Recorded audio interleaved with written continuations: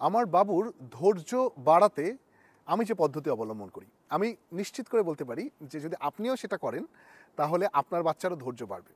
যেহেতু আমি লন্ডনে থাকি, এখানে অনেক ধরনের উন্নত খেলনা, খেলাধুলার সরঞ্জাম সব কিছু পাওয়া যায় এবং অ্যাভেলেবেল পাওয়া যায়। আমার বাচ্চার অনেকগুলো ফ্রেন্ড, তাদের কাছে অনেক ধরনের খেলনা আছে, অনেক কিছু আছে। তো আমার বাচ্চা প্রায় যেখানে যায় সেখানেই এমন কিছু দেখে যেটা তার কাছে নেই।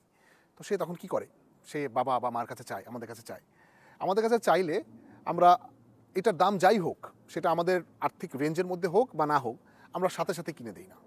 অথচ আমাদের কিন্তু বাচ্চা একটাই, আবার আমরা কৃপণও না, আমরা মিতব্যয়ীও না।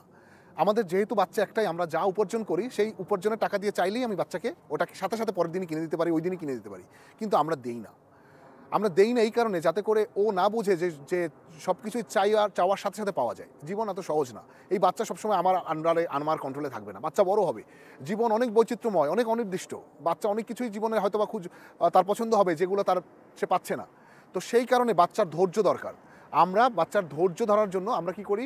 বাচ্চাকে দিচ্ছি কিছুদিন পরে বলে এরকম করে তার ধৈর্যটা, তাকে আস্তে আস্তে করে ধৈর্যশীল করি। করতে করতে আমরা এখন অনেক সফল। এখন কিছু চাইলে সে আমাদেরকে সাথে সাথে চায় না, আমাদেরকে সময় দেয়। আমরাও ইচ্ছা করে সময় নেই এবং তারপরে তাকে দিই।